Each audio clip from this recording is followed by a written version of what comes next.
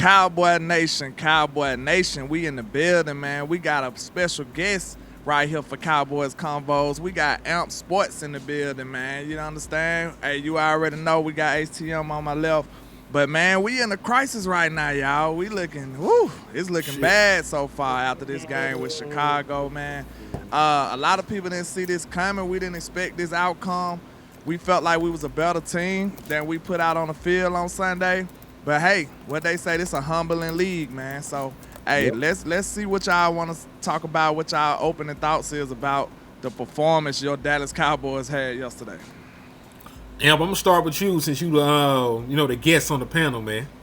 Man, I'm disappointed because I don't think I saw enough effort from our players. And y'all, we was kind of talking about this a little bit backstage before we got rolling, but Henny, you said it, bro. Players at the end of the day just got to play.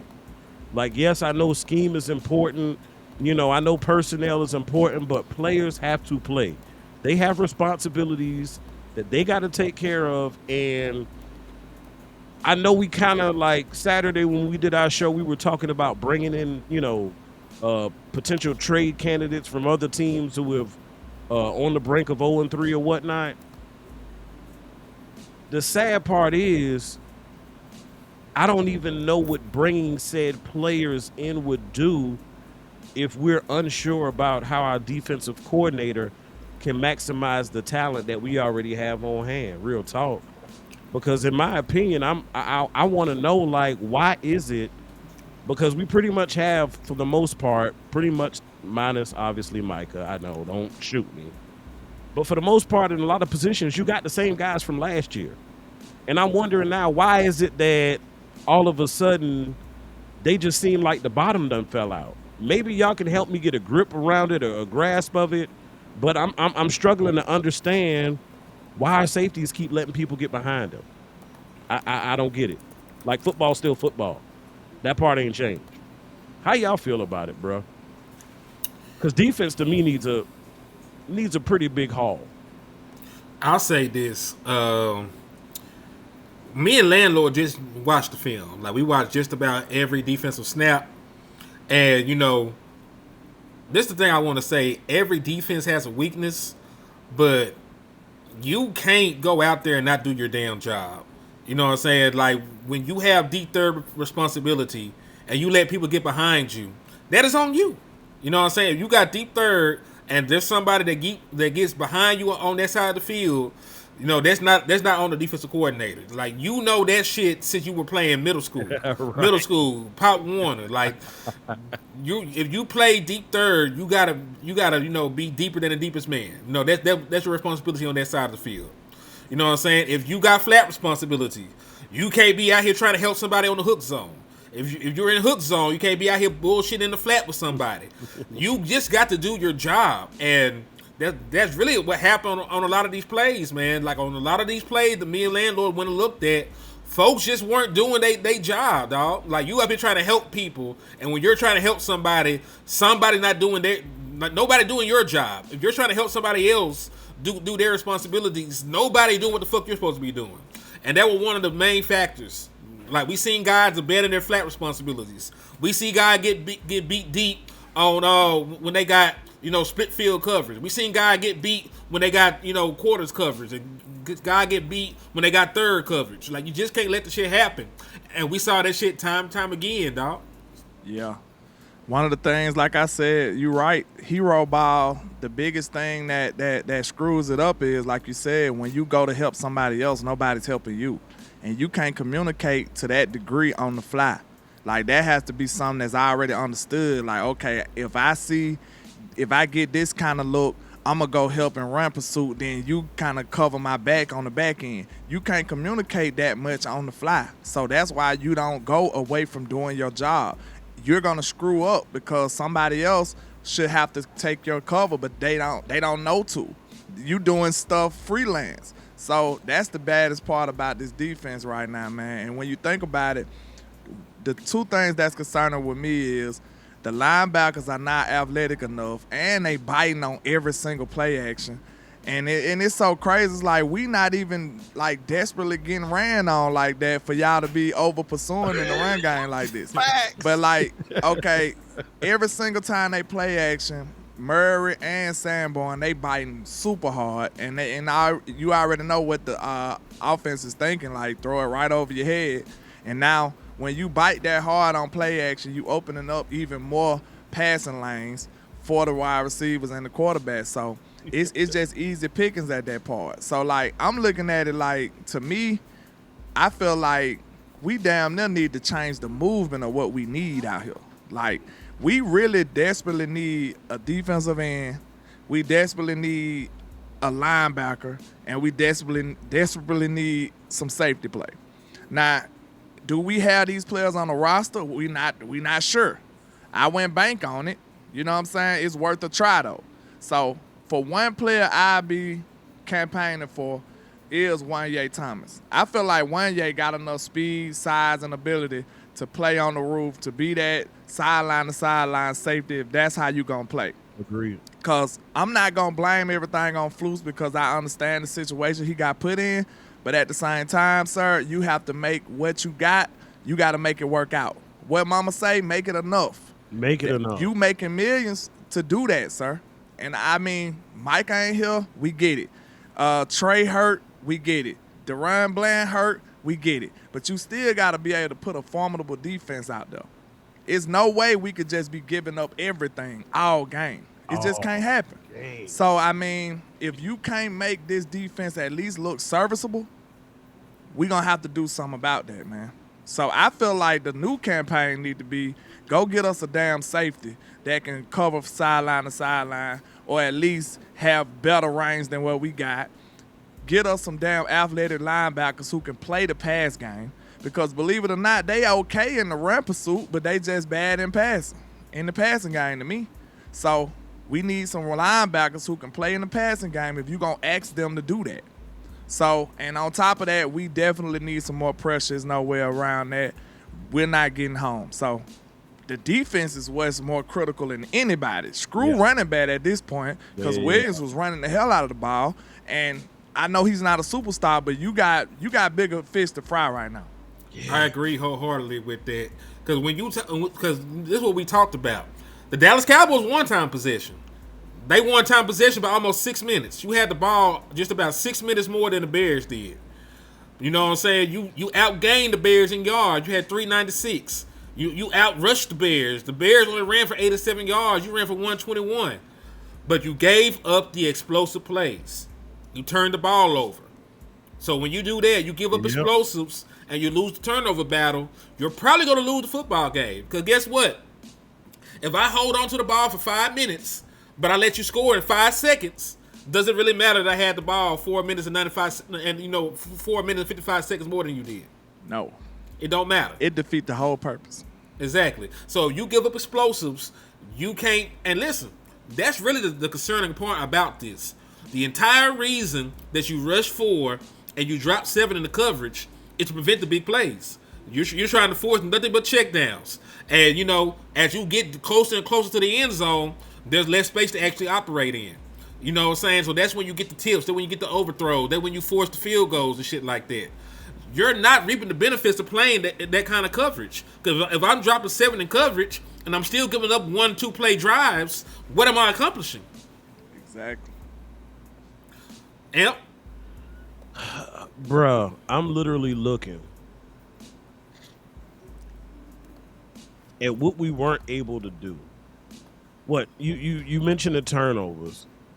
3 of your drives ended in those. Mm-hmm. And at points in time in the game, I'm this loss, I want to be clear. This loss does not fall on the shoulders of any one single man. This loss was a collective team ass whooping. Starting from the top. I looked at Shoddy at what he was doing, who he picked. You pick cats who you respected in the business.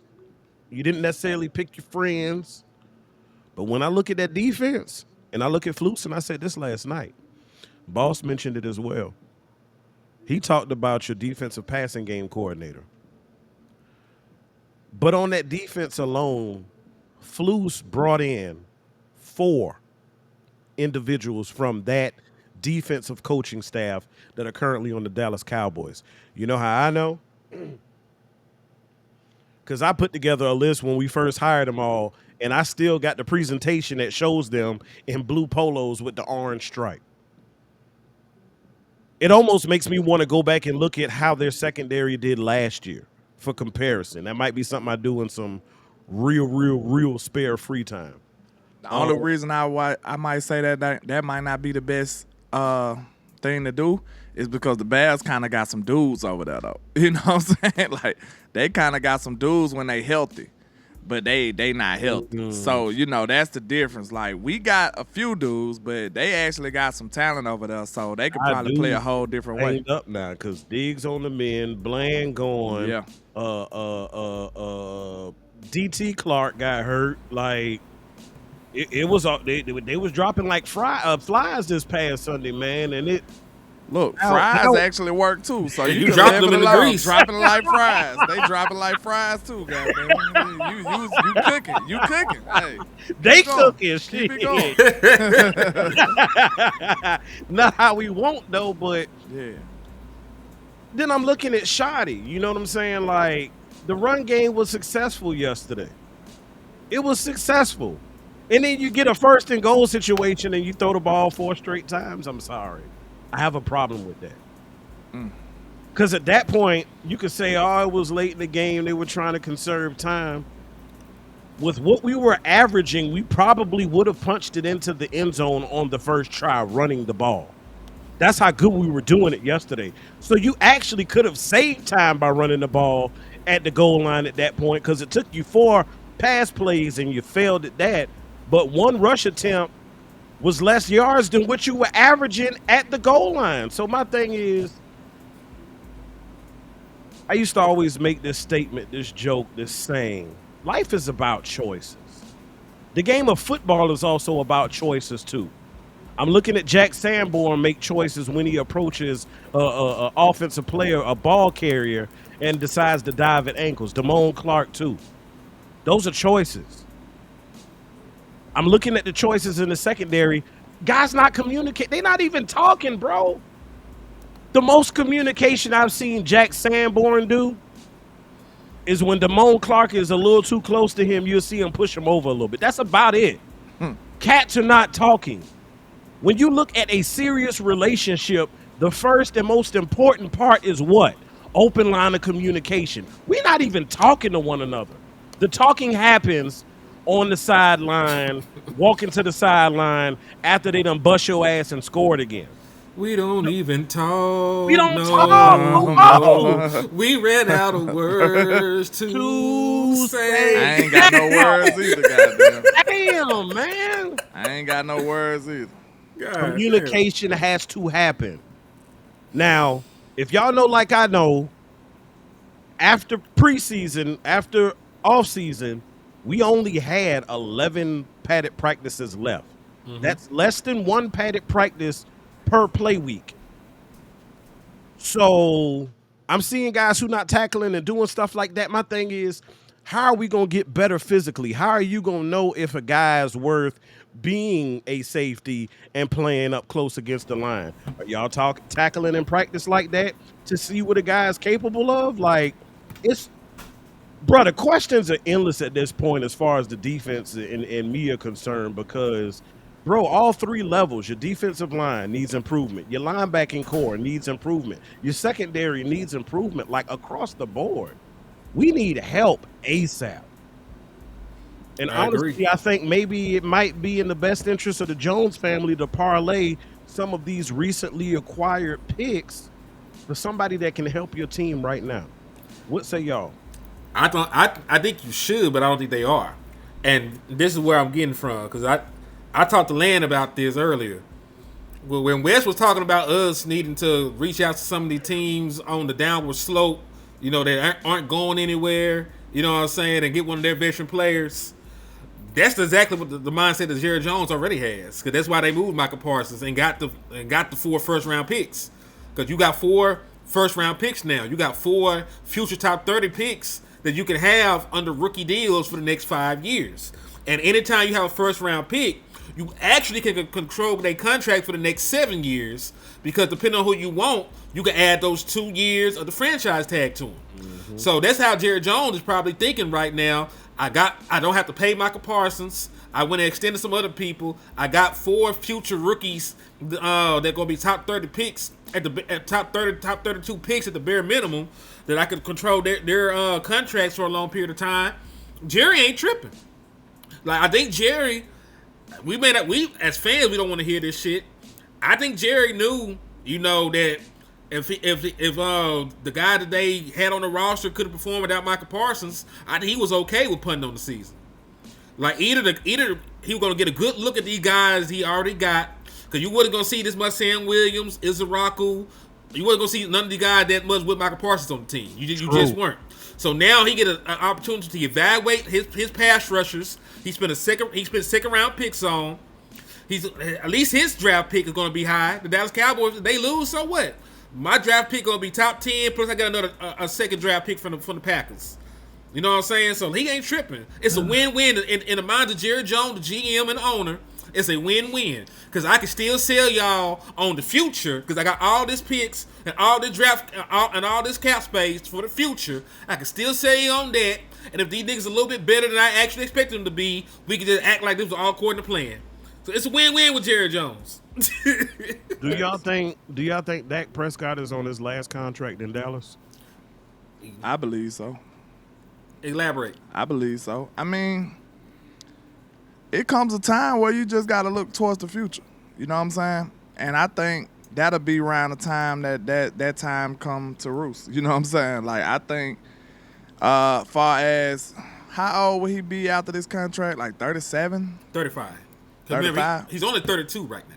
Oh, so 35 is a little iffy. 34, 35. Maybe you franchise tag him a couple times or something and then let him go. Who knows? But I think don't he have the no franchise clause in the contract? He does. Well, yeah. Well, if that's the case, that's why I'm telling y'all right now, I had these suspicions the other day. If Jerry and them don't do nothing with these picks right now, bro, they might be thinking quarterback.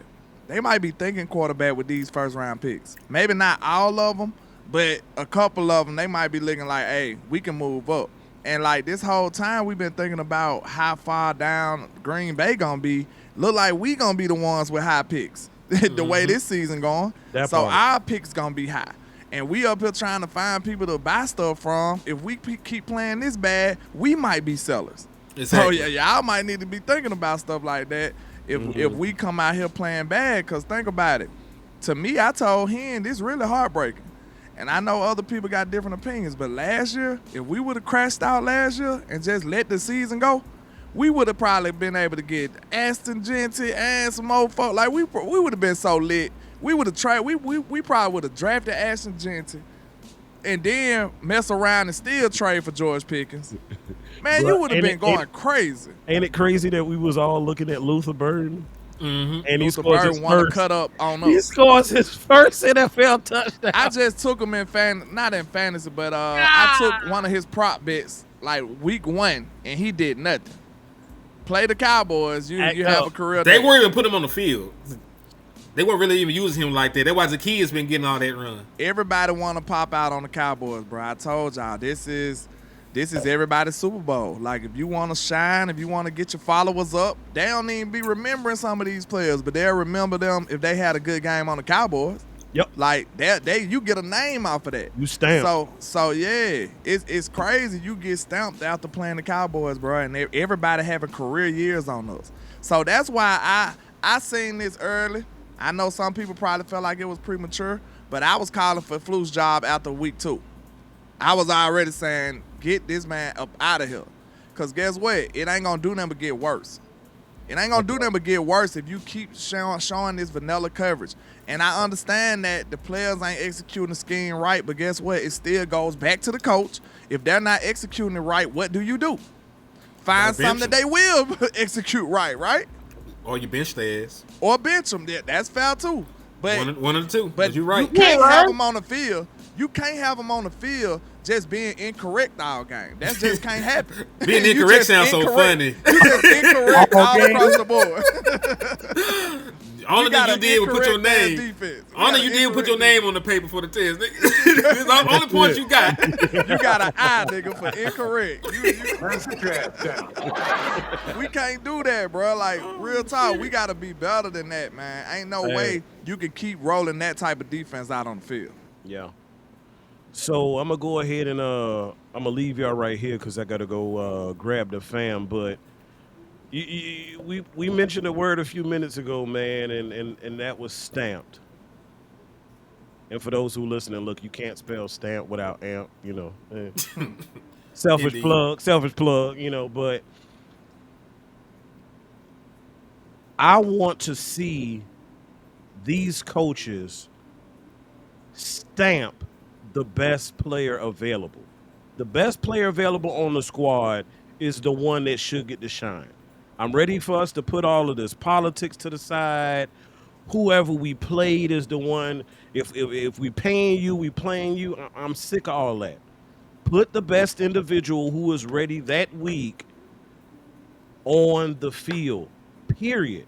And if what we have available is not enough for us to be able to stop a nosebleed, we got to look elsewhere. We have the resources available and the picks, as you just heard Henny talk about. Guess what else we got? We still got a surplus of money that's sitting in the bank right now that we can spend for this year. So it's still options available. So my thing is, and Henny, I know we were talking about the likelihood is probably Jerry and Steven going to sit on their hands for the most part with this, but we as Cowboy Nations got to get loud. We got to be proud. And we got to fuss and argue for what we want. This is one of them relationships where when you talk normally and level and healthy and all that, it just kind of goes here and comes out there. Now, you got to yell at them. You got to talk about them. You got to degrade them. You got to make them feel damn near bad about themselves in order to be able to get some things around here. You saw what we had to do just to get Pickens and the other few pieces that we got. Just them. So for what we really need, we got to bang the table, y'all. Because at the end of the day, y'all know how I do. It's good, better, best. Never let it rest until your good becomes your better and your better becomes your best. That's where we are with this. We ain't putting our best on the field, so we got to keep chipping away at it until we get this shit right. Henny Landlord, I appreciate y'all, man. I know you guys will probably continue to cook. Thank you for the invite. We will continue to work. I'm kind of on the downward trend with the situation with wife and family and taking care of her, so I'm more available now. I told her, I made her laugh. I said, girl, you messed around and got cancer at the right time in a bad season going into the off season. So, I said, appreciate you, baby, for doing me a solid, but You ain't gotta look at this shit. and dealing with her made the off season go by kind of quick because it was rough. But I appreciate y'all again. Salute to the chat. Y'all hold it down and be blessed, man. Indeed, Already, brother. man. God Appreciate bless you, man. Prayers up for you and your wife, man. Yes, Appreciate you, indeed. dog. Y'all take care. All right, my Alright. guy. So yeah, that was the brother Amp Sports coming in, showing us some love. You know, jumping on the show with us, man. But Lan, I think we both see it the same way though. Like just because they got the ability to do it, don't mean they're going to do it. Yeah. And I don't think they are. I don't think any help is coming outside of Clowney, who hasn't played yet. Outside of like Revel, outside of like Bland coming back from injury, outside of CD. Like our team is our team right now. Absolutely. We gotta make do what we got, man. We gotta make it enough. And I mean, it sucks, but that's the position he find himself in. If it was me, if my name was Landlord Eberflus, you know what I'm saying? If that was my name, I would be trying every goddamn thing I can come up with. I'd be in Jerry's office every day. Hey, man, we need to go get this player, this player, this player. I have a list of players I need or want, and I'd be telling him exactly what that player would do for this defense. I would be up here trying my best to make some pressure happen some kind of way, I'd be blitzing. I don't care. Because if I'm giving up explosive plays anyway, I might as well try to get me some explosive plays by sending more than you can block. You know what I'm saying? That's the mentality I'd be in. If I'm giving it up slow and fast, you know what I'm saying? Pause. If we giving it up both ways, pause. You got to figure out a way to be effective, man. You just got to. Like, that's the name of the game. You can't just sit up and just get destroyed. We can't do that. Like, this defense, and I'm not playing the blame game, but it completely took your offense out the game. It took your offense out the game. Now, do your offense need to score more? Of course they do. But it makes it a hell of a lot harder when the defense is giving up points at that rate. Because now you putting pressure on the offense. The offense plan wasn't to go out here and have to score 21 points. You gave up 30 points before halftime, if I'm not mistaken. 24. 24 points before halftime. Mm-hmm. It was 24-14 at half. And like I said about your offense actually. Oh, let me check something real quick. Your offense actually outgained them by a couple yards. You had 396, they had 385. You know, passing yards about the same. You completely outdid them on the ground as well. They just like the per play stuff. Like they 6.8 yards per play. They were bombing that bitch. You know what I'm saying? So your defense has to do a much better job of helping your offense out. Because if you keep giving up explosives, of course your offense is going to press. They have no idea what the defense is going to do from a snap-to-snap basis. Exactly.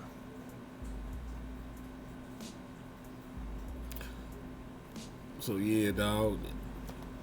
Dallas Cowboys, and this is also a horrible thing. If you take a look at this, they went 8 of 14 on third down. They were perfect on fourth down. So to put into perspective, there were 15 different times where you could have got them off the field, and they converted 9 of them bitches.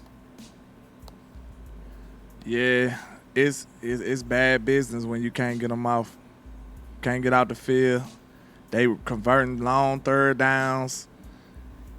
It's a lot going on, man. It's a lot going on. This defense got to find their way because, like you said, of course the offense going to press if they see the other side of the ball giving up touchdowns and points at an alarming rate. They like, shit, we got to keep up. That's just how that's your natural reaction. Like, damn. Like, you can't stay patient or stick to the game plan when you see that type of stuff going on the other side of the ball. Now, like I said, the only reason I give the offense a little leeway is because you lost your best weapon mid-game. Well, at the beginning of the game. Like, CD did one play, didn't he? He did like 1 or 2 plays. Did he do a whole series? He might have didn't even do a whole series. Like, he ran the ball very, very early on either our first or second possession of the game and went out. So you don't plan for stuff like that. You don't. And then now you got to put George Pickens in that role, and now we pretty much back to being that team that we was last year when all they got to do is double, bracket, and stop George Pickens. You see what I'm saying? And now you go back to the same hierarchy that we had that was ineffective. Jalen Tolbert being your number 2 wide receiver, Turpin being your number 3 wide receiver, or whatever, however you want to rank them, and then Jake Ferguson being a good tight end for you. But the one thing I see, and you know this ain't gonna be too popular, but you know Jake Ferguson had a lot of good plays, but man, it would have helped if he was able to get a little yak on them on some of them damn plays. Like, he caught every pass, but he couldn't make no moves after that. So like, man, you want to at least see him break a couple tackles, you know what I'm saying? Like, how many yards did he get with like 13, 14 catches? I know he had like 12 or 13 catches. Now, I haven't looked at the stats, so it might just feel like this. I'm going to just be honest, but it seemed like he wasn't making a lot of yak after those catches at all. 82 yards. Out of 13 catches? 6.3 average. Yeah, so, I mean, you're not going to beat nobody like that. Let's just say that. You're not going to beat nobody if you getting 13 catches for 82 yards. that means you're not really threatening. You might be able to move the chains, but what I told you, defenses wouldn't mind you methodically moving down the field because they banking on the point that you're going to probably get a holding call. It's going to be some kind of penalty, or you might mess up and have an incompletion. If you just got to methodically move down the field, the likelihood of you screwing something up, it's just high at that point. So defenses wouldn't mind that. They don't want to give up the explosive plays, which our defense do. Also, this is totally unrelated, but Najee Harris ruptured his Achilles and he's out for the season. Damn. Unfortunate for the young man. Well, he was at Pittsburgh. Nah, he left Pittsburgh. Chargers. Right? Yeah. They still got Hampton over there, though. Yep. So that's fucked up. But, when you talk about running backs you could have traded for. He had a day, didn't he? Hampton had a day, too. I don't know. I think he had a day yesterday. Did he? Yeah, I think they said he had a day, like 100 yards. Let's go look. Because, listen, this is our show, so we can look at what the fuck we want to look at. If you got a problem with that, you can take your ass to ESPN. But, let's see. Warrior Hampton. He only has 142 for the season. Look, he did all right. He had 19 carries for 70 yards and a touchdown. Oh, I thought they were showing his one game stats. That must have been for the whole year. Well, for the 3 games. Yeah, so 42 carries, 142 yards, and a touchdown. I don't think Ashton Genty is doing too great either. Let's see what my nigga Ashton did. I ain't gonna lie, though. I see it in him, though. He look different. It's just like the Raiders. It's just the Raiders probably. Like, bro, that dude look like he got it. Yeah, he got 47 carries for 144 and a touchdown. So neither one of them is lighting it up. But look at Williams' numbers. Like, that's what Jerry and them gonna be saying. Like, look at our back, though. Yeah, Williams going crazy. Disregard that you spent a 12th overall pick on a guard so that you can have that kind of offensive line. You know what I'm saying? Like, and I'm not even just gonna give all the credit to the offensive line because he is breaking tackles, he is running through contact, he is moving the pocket and shit when they try to tackle him. But I don't think it's hard to compare running backs. They're not running the same kind of schemes. They're not running behind the same kind of offensive lines. That's why people to this day still say that Barry was better than Emmett. Yeah, he is. Real talk, as a running back talent. Mm-hmm. Like, you can't say that. Imagine Barry with our line. I know that's not a popular take. You know what I'm saying? Emmett was the GOAT because of what he actually did. I'm not going to take that away from him. Mm-hmm. But if we talking about potential, Barry probably would have went absolutely insane with a line like ours. Like, Barry was still going insane without a line. That lets you know, it could have been scary if he would have had a line like that.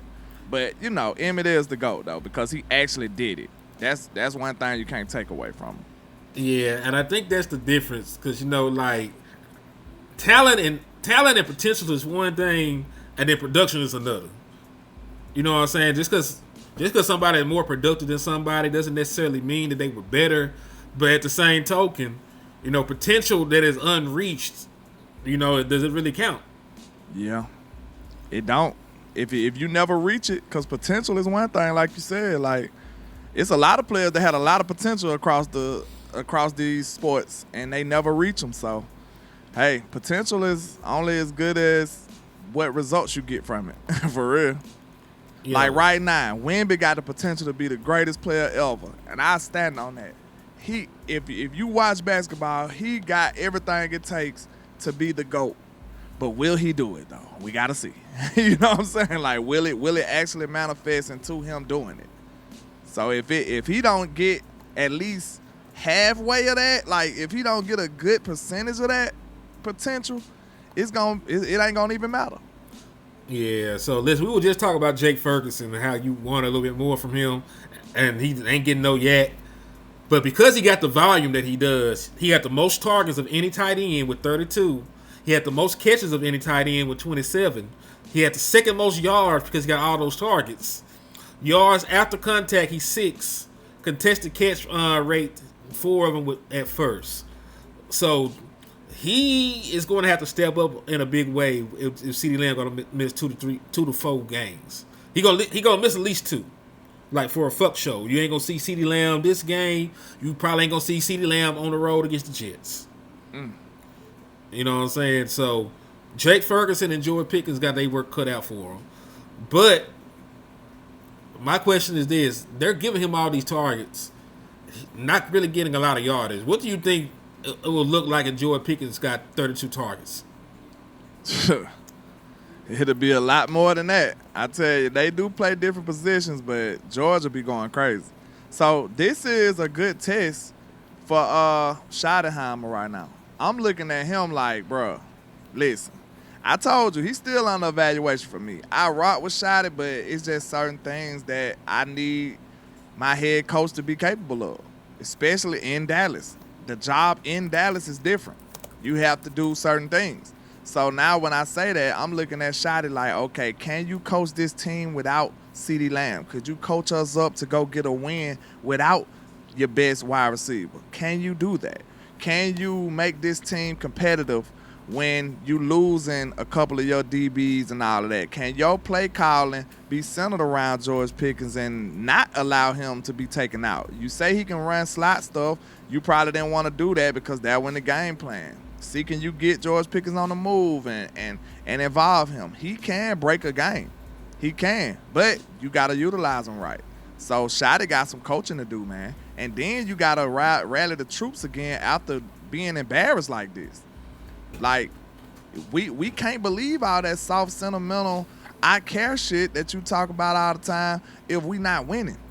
Because guess what? You care, but we don't. If you not winning, we don't give a damn about how many times y'all meet up in the room and cry and shit that you be talking about. Meet up in the room and cry. For real. He talk about, we had a player that, he's going through some stuff. We sit down and cry like, bro, I understand you are a great person, but that don't do shit for my team. Like, I need to see some tangible things that's helping this team be good. And like, bro, you will be a great guy. You could be an absolute great guy. You could be the Mother Teresa of coaches. But if you can't get wins, I don't give a damn. That's what. So I'm evaluating you, bro. So let me ask you a question. How much of a leash do you think they give Shotty with the injury shit? Losing because Trey left the game too, so I don't know his status. I don't know when Deron Bland gonna be back. I don't know when Siobhan Rebel gonna be back. We know that CeeDee Lamb gonna be gone for a while. How much of a leash? Because I think it's two different questions. How much of a leash do you think the front office is gonna give him? And how much of a leash are you giving him? I think there's two different questions. Okay, because I'm looking at it like this. I'm going to ask, you don't really supposed to answer a question with a question, but it's just going to be effective for content purposes. All right. Did you feel like you should have still won that game yesterday without CD? Offensively, I felt like we still had enough. Okay. That says a lot to me. You see what I'm saying? To me, I'm still looking at it like you should still be able to pull this game out. Now, the defense laid down. I'm not going to hold you. Mm-hmm. But I still wanted a little more from my offense. I understand the situation. It was on the fly. The defense giving up everything, so you got to press. You got to be more aggressive than you probably want to. It pretty much it took the run game out of the equation for real. And you were running real good. It don't matter if you're running, if you down so much and you continuously – the lead is just growing and growing, so it don't fucking matter how good you can run at that point. So I understand the situation we was in. But guess what? Everybody ain't understanding like landlord. You know what I'm saying? Everybody, some people looking back like, why you ain't win? Like, you know what I'm saying? It's just a simple question. Like, Why didn't you win? Why didn't we put out a better team? Like, I'm looking at it like, okay, I'm in the middle because I understand the situation, but at the same time, I do feel like we should have put out a better team on that field. We should have put out better tape than what we had. It shouldn't have went that bad. So I'll take a loss. Okay, you lost CeeDee Lamb, you lost the game, close game, competitive game, you executed, you did this, you did that. I can live with that. But to get your ass embarrassed, to get dog walked by a team who's searching for answers and looking for their first win. Gave up 52 points the week before. And they just gave up 52 points and you couldn't even get 21? Yeah. The turnovers did that too. Because we just talk about what happened. Because I think that first fumble changed the entire momentum of the game. Because your defense, George Pickens changed the game too. So I get it. Shotty got a little out when you think about stuff like that. But I ain't even just talking about shot. I'm just talking about like the flow of the game. Your defense did something right to start the game. They forced they was playing decent ball at the beginning of the game. Yeah. So they forced 3 and out on an explosive run because the boy went for like 20-something yards. He fumbled the fucking ball. To be honest, man, I want to dog Williams out for that because you can't fumble the ball. But that was a hell of a play, though. That was a hell of a play by the DB, bro. It was. I ain't giving you an excuse because just hold on to the goddamn ball. But the way that play happened, like, how many times that's going to happen? Like, it's just. I hope not no more. I'm saying the league. In the league, I'm talking about, like, not to us. I'm just saying, how many times are you going to see a play like that, period?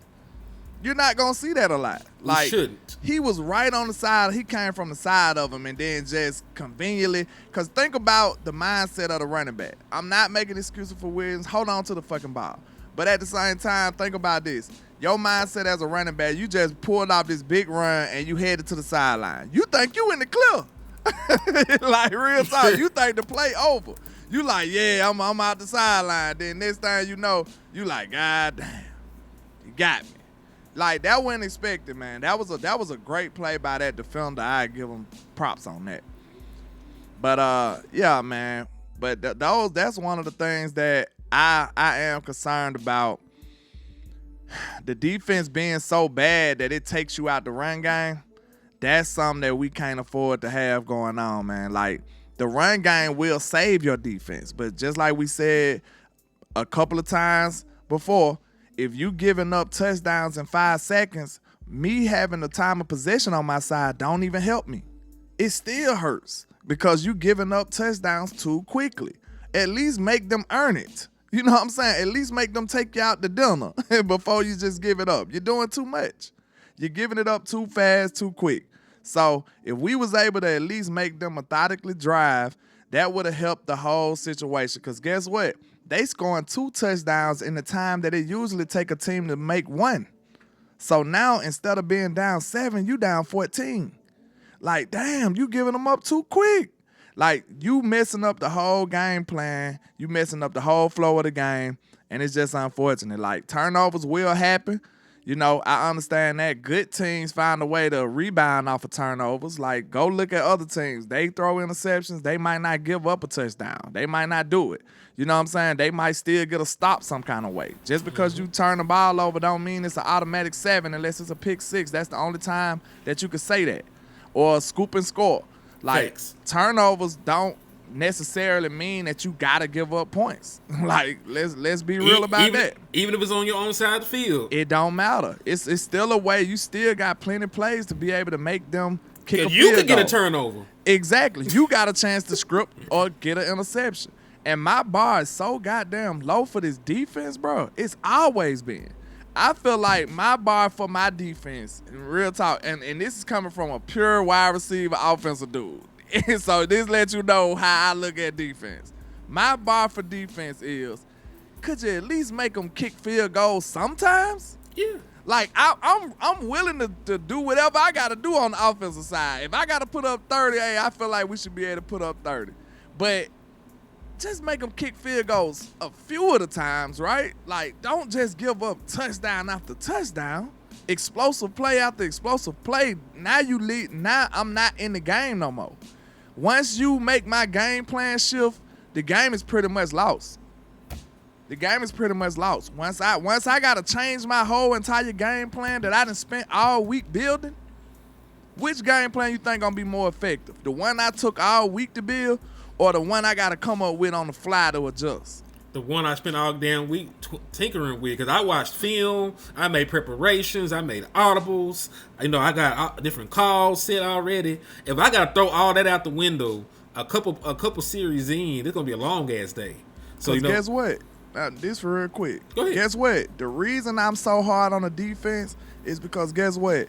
Your offense ain't gonna score every play. They not gonna score every drive. No offense does. Unless the ones that we playing. Like, you see what I'm saying? That's why it hurts so bad because we know that offenses don't even supposed to be this effective. So now when we play an offense and they this successful, you forcing us to be that successful, and it ain't even a real actual thing that happens. Like, this is fantasy. Like, nobody's supposed to be that hot. Nobody's supposed to cook like that. But that just happens when you play the Dallas Cowboys. Yeah, I think we took it for granted that we scored 40 against the Giants. Yeah. The Chiefs didn't score 40 against the Giants. They scored 22 on field goals, and it wasn't even an impressive game like that. It was not pretty. Patrick Mahomes threw 1 touchdown. Yeah. So, I mean, look at what we had to do to get a win last week. Like, you look at this type of stuff like, bro, you're not going to be able to do it every week. You're not. Like, Shotty, I understand. But, like, it's too much to ask if you got to pull out a 30, 40-point game every week. That's not realistic. That's why we look at the defense with the side eye, because guess what? If we can't score 30, 40 points a week, you shouldn't be giving up 30, 40 points a fucking week. Facts. But think about it, bro. That's a mic drop, bro. That's back-to-back. That just made me mad as hell when I thought about that. Man. If it's not realistic for any offense in the league to get to score 30, 40 every week, how is it realistic for you to give it up every week? Like, what the fuck is we doing here? Yeah, that shit is crazy. Hold on. Brian Schottenheimer asked, I don't know if it started or if it's finna end. Okay, he finna do a damn press conference. All right. Fuck that shit. We gonna watch this shit. I mean, this is very impromptu, but you know we finna look at this shit because you got some shit to answer. To do. Hell yeah, and you know I like Shotty, but shit, just because I like a nigga don't Shotty, mean bro, shit. but you know, as a person, he's still up for evaluation as a coach. As everybody should be, nigga. Yeah. That Prescott is in year 10. I'm still evaluating this nigga as a quarterback. Hell yeah. Every year, you gotta re-up your shit every year, nigga. Cause you fall for cliffs. You might be dope one year, you could not be shit next year. Me and him, I can honestly say that we done had discussions off camera like, hey man, we just thinking about situations that could happen. We like, hey, what if Dak playing like he was playing at the end of last year? What if he's not as good as he was last year or the other years? I'm like, damn, that'll be terrible. You know what I'm saying? So these are things that you have to think about. Leave no stone unturned. Hell no. Matter of fact, I'm just going to take this off real quick. I'm just going to pause the background music. I'm going to turn this We Go Cowboy shit up for a little bit. Like, this nigga late for his own press conference. That nigga's pressed. I know that nigga mad. Let's see. I'll turn this shit up a little bit. So yeah, I don't know. We might need to drop this shit today. Yeah. Like we'll go live and then we'll drop this bitch. We'll say you want to drop this bitch about 8 o'clock or something. Whatever works for you. Yeah, we'll go ahead and get this out to the people, and we're gonna send it to Amp so he can make sure to get on his page. For sure. As we wait for these niggas to piss us off with the bullshit they saying, I guess we'll show our faces again. What's another change you think we could possibly make? Like, I'm not worried about the offense as much as I'm worried about the defense. Because they're, like honestly, like, if there's like a concern on a scale of 1 to 10 for the offense, it might be a 3 or a 4. Defense is like an 11 on the scale of 1 to 10. Defense, I'm in panic mode already. I ain't gonna hold you. Like, we giving up big plays left and right, bro. And you should be panicking. In coverages, you shouldn't give up big plays in. Against teams, you shouldn't be giving up big plays against. Like, you should not be able to just bomb on cover 3 like that. You should not be able to bomb on cover 4 like that. You should not be able to bomb on. Listen, these are the least aggressive coverages you could possibly play. Thanks. 20-yard completion here and there, maybe if somebody get out their zone, sure. It should not be a 65-yard completion at any point during the game. This is not fucking college. It just ain't college. Those are college plays. You give up 60, 50 yards on a play.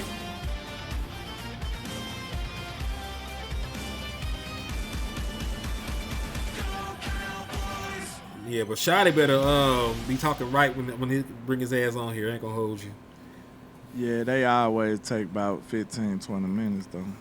He gotta hide the bodies before he come up there. Shiny. This is terrible, man. This is not the season I expected to have. Man. This is not the way I expected my season to start. But listen, we were always hoping for the best.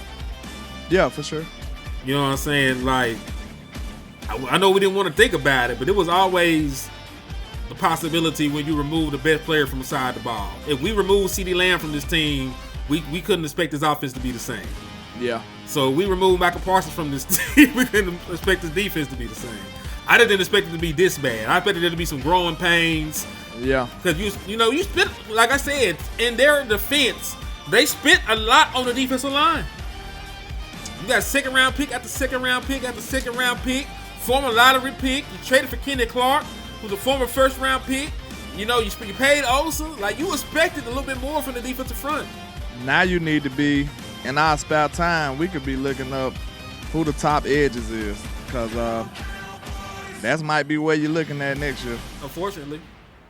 I already mentioned Ukulele out of Oregon. And then it's the boy from Miami. And linebackers. Anthony Hill from Texas is going to be one of the best linebackers coming out. He already played with Overshown. And he's like Overshown. He's super quick, super aggressive, can cover, can run and hit. You know what I'm saying? Like, we talk about linebackers coming out. Anthony Hill from Texas, one of the better ones I can think of. Pass rushers are all over the place. There's some great defensive tackles in this draft. You know, like Orange,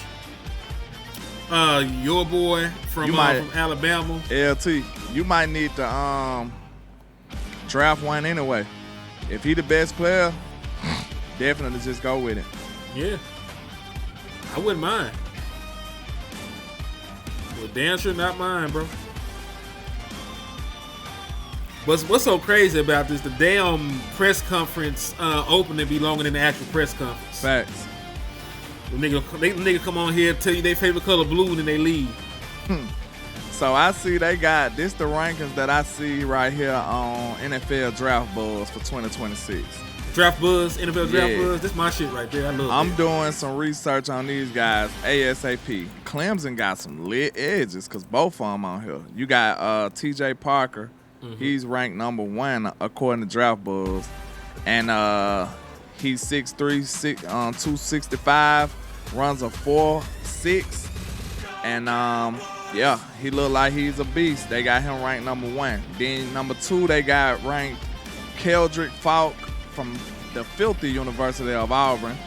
But he's 288, 6'6". Good Lord. And big ass boy. And he runs a 4.7. That's a damn good package to have, ain't it, bro? Mm-hmm. Damn, you running a 4.7 at 6'6", 288. damn near 300 pounds. This nigga damn near a defensive tackle. He might be able to play. Monster, bro. He might be. I gotta watch him. He probably a goddamn monster. I ain't gonna lie. At that size. Then you got Peter Woods. He the other defensive edge from Clemson. This motherfucker is 315. Peter Woods is 3. Now Peter Woods is actually a 3-tech. Okay. So they got edge/D lineman. So they probably move him around. They got to. So he's 315, 6'3". What they got 4.7. Where they got Ruben Bain listed? He's the next guy. Ruben Bain Jr. out of Miami. 275, 6'3", running a 4.72. Yeah, now Ruben Bain is a nigga I've seen a lot of recently. I did not know LT Overton was that tall. What is he, like 6'7"? He's the 5th guy. He's 6'5". Okay. 6'5", 283, running a 4.8. And he a top 14 prospect overall. Yeah, they got him ranked number 5 on here. Yeah, he the 5th edge and he's the 14 overall player. 15 overall player is wide receiver Jordan Tyson. So if you don't keep George Pickens, Jordan Tyson is somebody to look into. And then the guy you was talking about, Ukulele out of Oregon. They got him he's at 6'6". 6'5". Yeah, he's 6'5", 270, running a 4.8. All right. Tyreek Sapp with the Florida Gators. He's 272, 6'3", running a 4.7. What a 4.3 guys there, dude. They don't make them no more. They stopped after they made Micah and You Nolan leave Smith. Micah and now they don't make them no more. So you're screwed. It's crazy. Yeah, 'cause I do want that pursuit. But listen, I don't even need Micah Parsons. Like, Will Anderson could have been in this draft class, and that would have been an improvement of what the fuck we got. Yeah. I honestly don't know if any of the guys is Will Anderson. Cause they I damn sure think ain't Will Micah. hooping, ain't it? He been hooping since he's been in the league. I don't know what they doing over there this year. I But, think Will was hooping. Yeah, they ain't won a game yet, by the way. Yeah. Will They Anderson, lost yesterday too? Yep. Listen, Will Anderson got a sack every game so far. Will Anderson got 3 sacks. I was about to say, because he one of the few Alabama players I didn't co-sign for all the way. And I've been paying attention to him. I'm like, damn, I was wrong about him a little bit. He been hooping. I like Will. What was it that you didn't like about Will coming out? I didn't see that natural being all the way. But he's got relentless pursuit to the quarterback, and he got a good amount of hand moves, and he rushed with a plan. So it didn't, his skill set and his motor kind of overrided the fact that he went just this natural dude. You know, I like that natural stuff. I like the natural bendy dudes and I can coach you up to the skill set. Mm-hmm. But sometimes that coaching don't work. You know what I'm saying? That'd be the bad part about it. They just can't get up to that skill level that they need, so now they just raw talent. So the ideal situation is to have one that got both. That got the athleticism and got a decent amount of skill set to start off with. Mm-hmm. I agree, though, man. Like, oh, man. I hate that we're even sitting here looking at edge. Yeah. You don't have to. Because in a perfect world, these top 50 picks you used on edge already should be panning out. It hasn't happened yet. You know what I'm saying? Not consistently. Like, one guy might make a play, but here's a shot. Good Lord, thank God. There we go. Fucking I was about to give up. Too much work to be done. What you got to say for yourself? Good. Calvin Watkins, Dallas Morning News. What's the status on CD Lamb after his injury? Yeah, gonna miss some time, but CD is a guy that heals quickly, and he will do everything in his power to get back. But it does look like he'll miss a little bit of time. Miss a little bit of time. What's the time frame there? Yeah, I'm not gonna put a timetable on it. Probably unlikely he plays this week, but we'll see. Diggs and Clark also got nicked up. They did come back, but what's their Still ain't status, you ruled think? out. Yeah, I think sound those like. guys. I think they're okay. They're ruled We're out still this running week. some tests on some guys, but I think both those guys we kind of came out pretty clean. So Kenny Clark So and Diggs. the LLS Cowboys, what changes for the offense without Lamb? Guys have to step up. I think that's a big part of it. I think, we are very fortunate to still have a guy like GP. I think, you saw Terp step up and make some plays. Jake Ferguson had an awesome game, But, look, injuries are unfortunately a big part of this business, and it's hard to replace a guy like CD. But, guys got to step up and do that. And, it gives us a week to do it. This is really the second week in a row we've had to adjust kind of on the fly on game day. The week before it was Terp. When Terp went out, you got to move some of your personnels and stuff around. And had to do that again yesterday with CD. But still got plenty of ammunition to go do what we got to do. I know Lamb has been using running back before. Any second guess on using him as a runner, certainly with Williams going so well? No, absolutely not. You call passes and runs for people and try to get on the ball, and it's unfortunate, but we're going to still, call quarterback runs with Dak at times, and you hate to see it happen, but no second thoughts. Brian Toddock with ESPN. Pickens has been in the quote #1 role before. Is that a benefit that he has the experience knowing the attention that comes with that? Oh, absolutely. Yeah, this is going to be nothing different for GP in that regard. But again, if CD doesn't play, I think he'll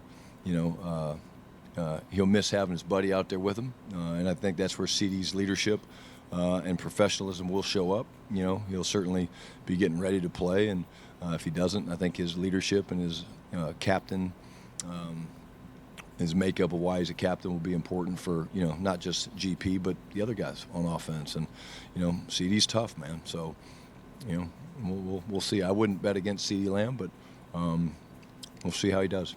And defensively, you guys have been on this path for 4 or 5 months now, from the offseason to now. And we didn't see a bunch of busts in training camp. What do you put it on? You know, it's a hard question, Todd. I mean, you know, there's been multiple things. I think, you know, I say it all the time, and you guys don't, you know, have to like the answer, but it's the truth. It's different things, you know. Damn. On 3rd and 8, needs to pull back. Comes up, goes for a quick jam, and his feet slip. So there's a touchdown. Very next play, they come out when they have the ball and they, you know, have a good play call, a risky play call. They call the flea flicker, and you know, we got to have a little bit better discipline with our eyes when the two receivers kind of release down inside. Like, you know, that's not who they crack. You know, they don't crack the deep post safety, and Mozzie did a great job of really just, you know, knocking it back, and the backs lobbing it back there, and then Caleb makes, you know, a really good play.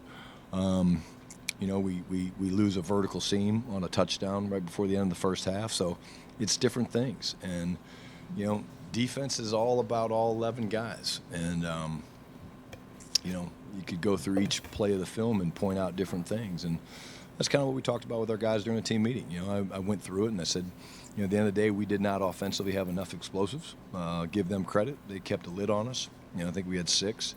And then we gave up 6 explosives for like 215 yards. And we're not giving up, you know, the league clarifies them as 12-yard runs are explosives and 16-yard passes are explosives. We're not giving up 16, 17, 18-yard explosives. We're giving up 35 and 40 and 45. And, you know, at the end of the day, that's not good enough, man. And so, It's not. I'm glad he said had that. good meetings. We've talked through things. We're changing up things. I'm not going to get into what those things are to improve it and make it better, from the way we meet, from the way we're game planning, all that stuff. But you know, the players are not the only ones that have to be better. I have to be better. Flus has to be better. Clayton has to be better. Nick has to be better for us to go where we want to go. But that being said, we're 3 games into the season, and there's a lot of football left to be played. I remember a couple of years ago where I think it was defensively, that they met as a group, all positions. It wasn't separate. They got all together, and guys seem to think that helped get everybody on the same page. Is that kind of some of the things you're thinking about? Like, I really do think you have us bugged, because that's the 2nd week in a row. No, that's one of the things that we talked about today, and that's something that we're going to do for sure. Because if there is at times a lapse in communication, then how do you foster that? Well, you foster it by having the guys all in a room together. And that's nothing revolutionary. It doesn't automatically solve the problem. It still has to carry over to the field.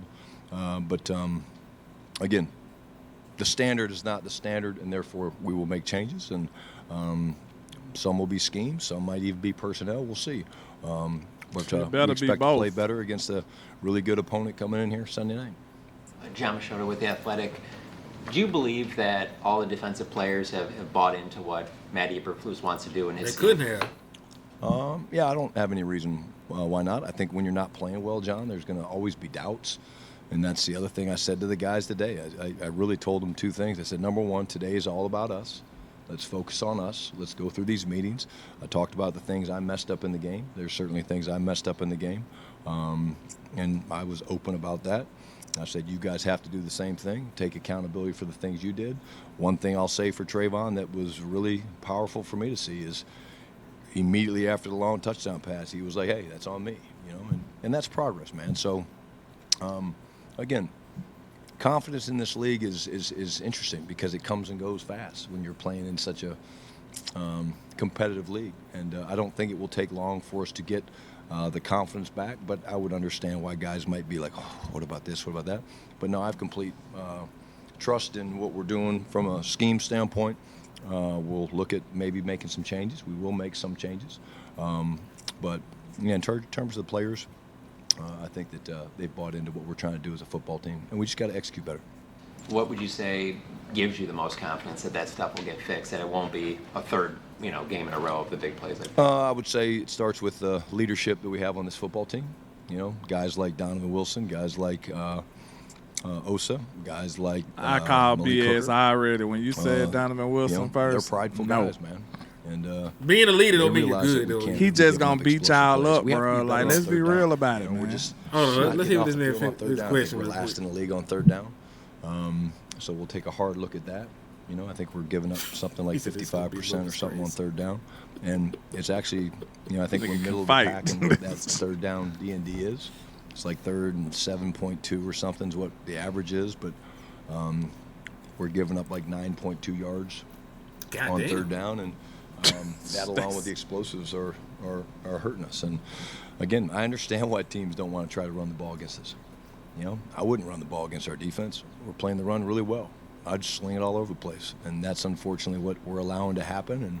And until we do something about it, it's what we're going to see for the next couple weeks. Nick Harris, former Star Telegram. I like that Talk he's about very potential open personnel about changes. this shit. Is that something you address with the guys at the beginning of the week, or is that something you just kind of keep an eye on as a practice week goes by and make that decision later on? It's a great question, Nick. It's things that we discussed a little bit today. Nothing's been finalized. You got to see how the injuries play out. You got to see, okay, this guy's going to be okay. It's no different than the Mozzie and Jay thing. Okay, who's earned the right to play, who maybe is, struggling a little bit. And, I'm a big believer, and nobody likes to hear this as a player, but sometimes it's very powerful to watch.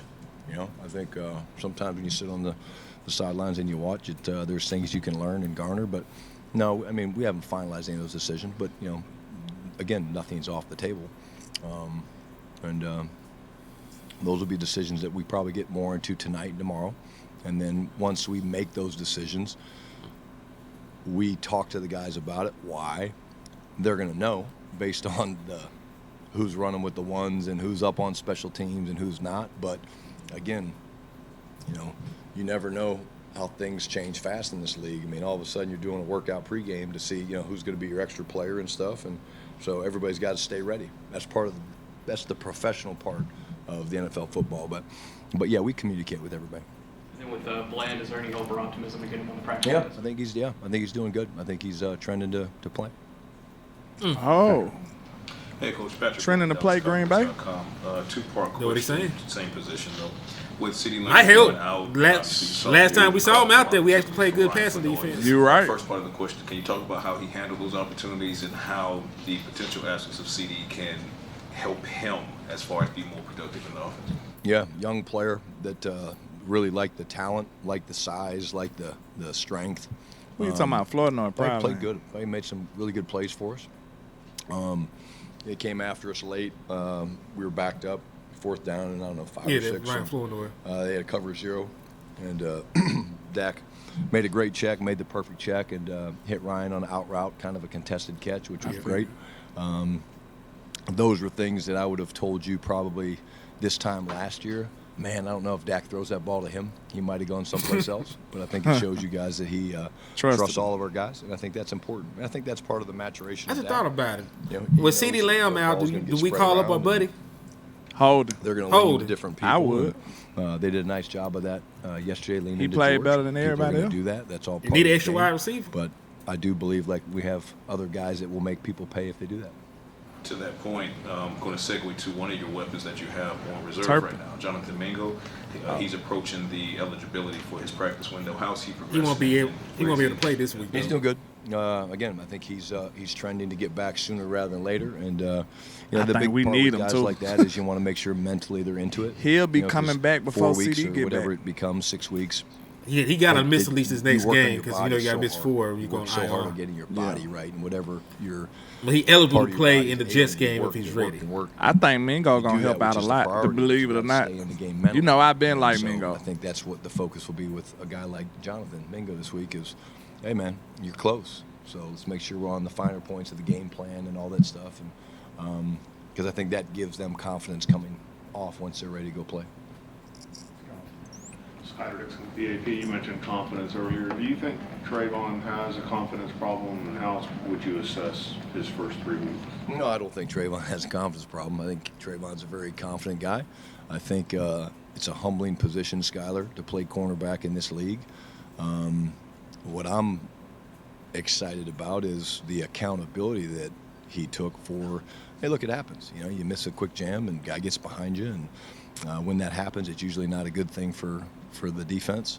But he took accountability for it. He got banged up a little bit, boom, went out for a few minutes, boom, tested, came right back in, which is great. No, I don't think so. I think, if anything, I don't worry about Trayvon's confidence. I think our communication, you know, from Trayvon across the board needs to be better. But I don't think Trayvon has a confidence issue. Garrett Podell, CBS Sports. Brian, quarterback pressure can cover up for a lot of things on defense. You know, with Micah Parsons coming to town this week, how much do you... Who's coming to town? Micah Parsons. How much do you He plays for Green Bay? What? He plays for Green Bay? He does, yeah. Okay. How much do you reflect on kind of that decision, which both you and Jerry Jones said was unanimous given quarterback pressure and the explosive issues that you mentioned? Yeah, I mean, I think, you know, like I said, the defense it's all tied together. And are we getting enough pressure on the quarterback? No. No. You know, I mean, when you look at it, we can be better. Come out of that game with no sacks is not good enough. Again, there's things that we can do, and there's, you know, from a scheme standpoint, but certainly a coverage's best friend is the pass rush. And again, I think, you know, there's been highs of where we rushed it pretty well, and it's been good. And then there's been times where the pass rush hasn't been there. And so we're looking at that. You know, one of the things we're doing is a little early self-scout, you know, and saying, okay, what do we do well? And the things that we do well, you'll see us probably do more of, and the things that we don't do well, you'll see us do less of. But yeah, like Sanborn in coverage, it's a team game, or being on the field, it takes all or being alive, yeah, coverage, and pass rush. Murray too. Y'all had me to be out the way too. In these first 3 weeks. Murray been playing better than Clark, though. I'll tell you that much. Yeah, if you're gonna have three linebackers out there, somebody got to he's be had out the 2 field. great games. How all 3 our linebackers been Marshawn Nealon playing a very high level. Kenny Clark, I mean, can't tell you, you know, how lucky we are to have him. You know, again, it's not been good enough as a team, and that's what we are. We're a football team, and you know, it's the fleeting life of an NFL coach and player. You know, you're high last week when you find a way to beat the Giants, and then you lose to a good Bears team. I've been saying it all week. They're a good Bears team. They got good weapons, and you know, that's the life we live. Yeah. Joe Hoyt, Dallas Morning News. George Pickens was seen slamming his helmet after the tipped interception. Is that something you talked with him about, or what are thoughts you have on that? I have not. I will. Hey, look, our guys care. I'm about to say, why y'all making that a point in the big game, deal? Of you know, course he frustrated. 31-14, He should we're be driving. cracking that motherfucker. Hold on. I would probably be disappointed if George didn't care that much. Exactly. He does Exactly. care. I don't think I know he does care. But I'll talk to him about it. Just, you know, hey, when that does happen, hey, how do we get you back quick? And but I know where it comes from. It comes from caring, and he knows, you know, he's going to make that play 99 times out of 100. And it'd be more concerned if he walked over and was just chuckling and laughing like, oh, you know, it just it is what it is. Yeah, facts. That's not the way this team's wired, man. Potentially replacing I like the answer. Play. Is it as simple as, hey, George, we need you to now take CeeDee Lamb's kind of reps, or is it just a different adjustment there? No, I think, you know, I mean, George has been a true number one. I think, you know, that's what we've been so blessed to have is 2 number ones, and still do. How long, you know, the CD thing lasts, we'll see. You know, see how he feels tomorrow and things like that. But you know, it won't be too much for George. Tommy Arch, DallasCowboys.com. They grilling him today, ain't it? It's like this has been pretty long. They on his ass. you got some splaining to do next. Last year you win 2 games after the first 3. What did you learn from that stretch maybe that'll help you try and replicate that? You know, Tom, I'll be honest with you, man. I don't really go back. You know, this is a different team. Each game is its own game. We'll draw more on the first 3 games. You know, we'll draw on Philadelphia, and we'll draw on the Giants. And, you know, I really do believe, I mean, I showed the guys the clips, of us starting fast. We defer. And why do we defer? Well, I trust the defense. I do. I trust the defense. And what do? You're a madman. James Houston first goes down and makes a tackle on the 15-yard Yeah, line. but they did come through. They for did him. work this time. They did. This Punt time. the ball. Okay, we get the ball about midfield. We pound the first run for 7 yards. Then Javonte breaks for a explosive run for 25, 30 yards, and he's a little loose with the ball, and the guy comes and makes a hell of a play and pulls it out. But I showed him that. Showed him some of the things that we did good and some of the things we didn't. And then the next thing you know, I show us tying the game up 14-14 with a 2-point conversion. And why did we go for 2? Because we trusted our guys to go and get the 2 points. And that's this league. And our guys need to understand that's what we sign up for every week. And Dogfight. We didn't close out the first half very well. That's what we didn't do. And You're right, because but they we're allowed right 10 there. points And at the then, very end of the same second thing. half. We're 31-14, we're driving, and we have an interception. But that's going to put us at the 20-yard line. And then you're right back to where you were with a whole quarter to play of football. And it's a 10-point game if you can finish that drive. So the difference in winning and losing this league is so finite that hey, this isn't going to be the only adversity we face all year. Not this game. This is what we sign up for. And it ain't takes finite if tough you getting your SOBs ass to whooped. play in coach's business. Well, I guess what he's saying is you I had know. opportunity. I'm just being hard on You him. had talked about Yeah. maybe we need to I simplify understand some that, things too. defensively. Is that still on the table after meeting today? Of course. Anytime as a coach, your job is to look at the film because there's emotions that come into the game, Calvin. Like you get emotional and, man, we had our chances, and you're pissed off, and, you see the hurt in the guy's eyes or the jubilation when you win. And so you miss things. So it's not really until the next morning or that night, like we did last night. We watched the film last night on the plane, and They watch film early as really, motherfucker. You feel out, you realize, say, okay, where are we at? And so I do think that as a coach, you look for solutions. And if we're not doing certain things well, then by simply deleting some things, that makes you simplify. Doesn't mean that we're going to go in with one front and one coverage. Okay, we're What not I going to say? do that. Make it we can enough. Still be multiple, but absolutely, we'd be crazy if we didn't look to simplify and focus on execution. Execution is what wins in this league, and there's times where we've executed very well on defense, just like the over 2 overtime drives against the Giants. You forget 7 to 8 days ago, they stepped up and made those plays. How do we know they wouldn't have made it if we could have tightened the game a little bit on offense, by scoring a touchdown? So That's accountability because he's being everything very comes in. nice right now. You're missing takeaways from your group. 'Cause this was a defense that... It's easy to say the defense fucked this whole thing up, and we ain't did You're nothing. not seeing them as much as... It's very early, but... No, you're right. No, again, I talked to the guys about that today. We're 32nd in the league in giveaway takeaway ratio, -5. It sucks. We don't even I don't know get if I can say turnovers sucks, no but more. I just did. It really sucks. But they He come said, in I bunches. don't want to say believe suck, that. but I just did. We He got said, guys that punching really at the ball. sucks. Wait a minute. What He's helps funny with as hell. that is when you do disrupt or affect the passer, errant throws happen. So the more, that's why I'm saying it all ties together. Dak's first interception, GP obviously is going to catch that. The 4th down play, he just had a little bit of pressure in his face, couldn't really finish the throw. Javonte talked about that, and then, Joe went in and did some great things, and just needs to know that we still had time and opportunities, and so you can't make that throw to Turk. Probably just check that one down, and but yeah, to be -5. Yeah, Joe came in there, I can bitch, just promise slung that this, hole in the end zone. He we ain't will give a not fuck. lose Oh, season. God. He's like, that nigga down there somewhere, man. That boy was throwing fastballs left and right. I'm not going to put too much on Jadeveon. He's obviously a player that I have a tremendous amount of respect for, and I think he's going to impact people a lot of different ways. I think the talent is real, Todd. I think, his knowledge of the game is what's grown probably the most in my time since we've been together. But I think, he's going to affect the line of scrimmage, both run and pass. And but I also think, he's invaluable for some of our young guys, like Donovan Ezaraku and, Mozzie. And, he was the one guy, that I heard yesterday in the locker room, after the game saying, hey, don't blink, boys. We're 3 games into this thing. And Easy shows it's a me man some that's been help. around. He's been around a long time, and he gets it. At the end of the half, can you walk us through what you were thinking with the timeouts? You used the one with a minute 24, and then you waited again, not till 30 seconds. Yeah. Well, basically, I wanted to kind of put the pressure on them to decide what they wanted to do. It looked like to me that, if they were going to run the football, I think the first run went for 7 or 8, so I didn't do anything. And then we had one where we kind of stopped them for a 2 or 3 yard gain, so I called timeout. And,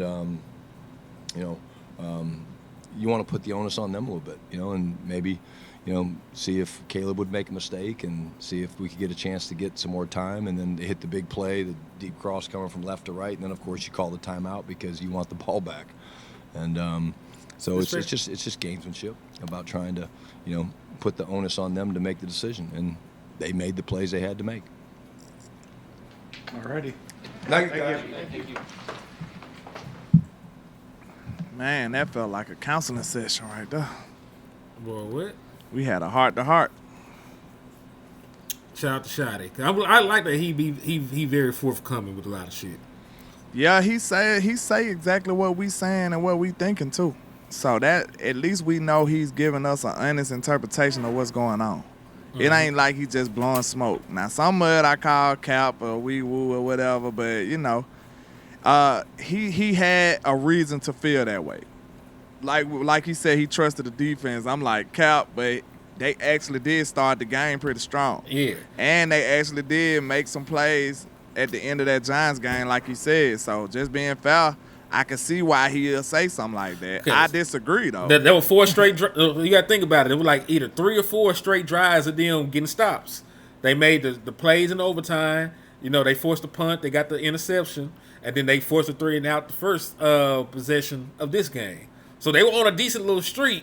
And if you went down there and got the points instead of the fumble, it might have built their confidence going into it. Like Chicago might have came out with a different game plan, down 7-0, knowing that the Dallas Cowboys got a chance to double up at the half. They might have called the game differently. But we can only talk about shoulda, woulda, couldas because of how shit actually happened.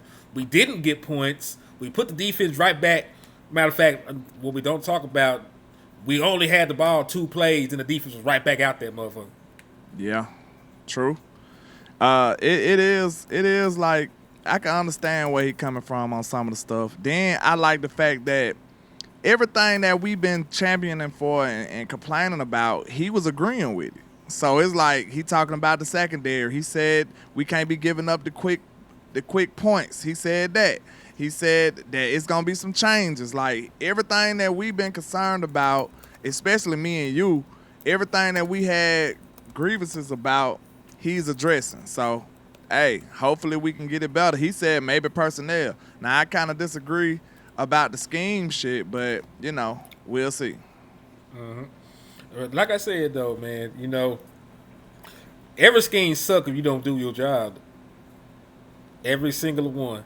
Yeah, true. Because I get it. You might have, and that's the thing. You don't just have straight up everybody across the board can do that. I don't think that if you play man, you got enough guys that can actually run with niggas that you would like that shit either. Like you might like it with Trey, but if you play man, that means Sanborn got to run with a nigga. To me though, I think it won't be as bad though.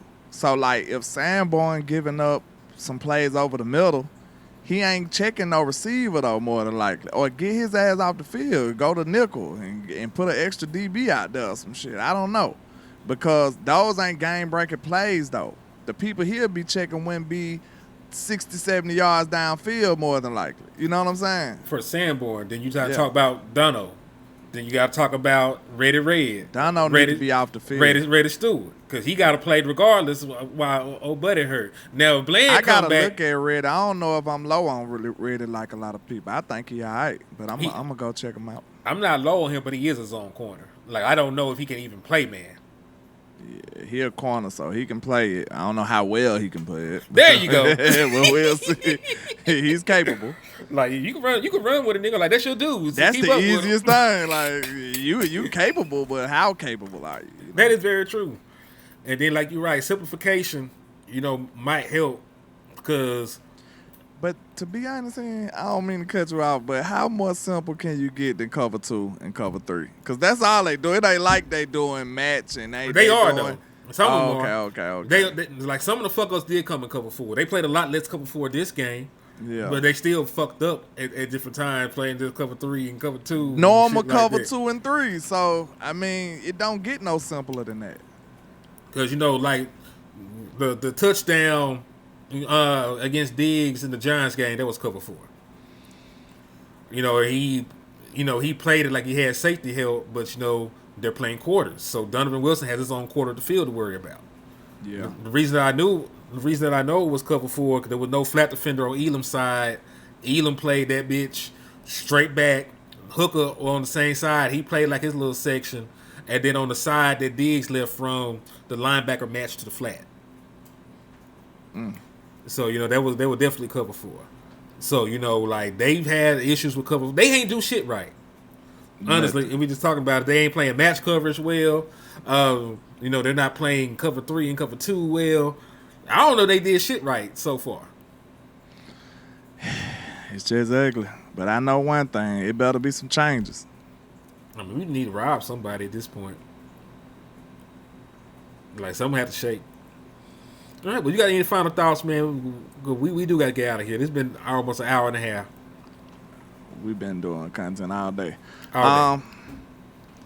Yeah, man. I'll just say this, like, it was encouraging to hear Shotty's takes on it because I know it's not Cap or Wee-Woo because he's saying the same things I'm concerned with. So, you know what I'm saying? Like, I'm not going to lie to you. So, all the things, and I like the questions they was asking for the most part. I think they was putting a decent amount of pressure on Shotty. And these things had to be explained. Like, you got some splaining to do. Like we say, you got some splaining to do, Shotty. And like I said last week, your ass need to be peeking your head in that defensive room, too. Like, that could lose you your job, too. Like, shit, I know that ain't your side of the ball, but, hey, you might just want to at least, enough. Because guess what? You know defenses, too, being the offensive coordinator. So you'll know if you like that or not. Like, how would you attack that? You need to go in there and put your input into it and tell him, hey, man, I don't know if you want to do that because they can do this and that. Like, y'all need to meet up on that type of time, too, bro, because you can definitely tell him what's the weaknesses in his defense or would you like him to run that type of way? Because you just can't say my hands up on defense. If that's the case, if everything going to be blamed on him, he got to go. Like, I'm telling you straight up, if this defense come out next week and give up that many points and then they go to the Jets and give up a lot of points, because they might give you an out this week because Green Bay supposed to be dope. But if you go out there and give up that many points against the Jets, that shit, you might be fired. He might be fired after the Jets game. If we give up 30, 40 points to the Jets, bro. Boy, then they got a running Justin quarterback, Fields too. Them just put up some points, didn't it? Week 1 against the Patriots or somebody, wasn't it? Steelers. Yeah. It was Aaron Rodgers' game back. Man, them boys come out here and toast us too. Shit. Shotty might, I mean, not Shotty, but Eberflus might be up out of here. I hope that we don't get there, but hey, just hoping for the best and preparing for the worst. All right, dog. Well, hey, this was some good content. Fuck these niggas until they do something good. Facts. It's your boy Henny DeMoore reporting live from the liquor store. Already, man. I go by Landlord from Alabama with the same handle on all social media. Now the newly Landlord Sports on YouTube, though. You know what I'm saying? But y'all make sure y'all tap in for the win and holler at him. Yes, indeed. And in the words of West Coast Cowboy, man, never look down because the style is up. Peace. Peace.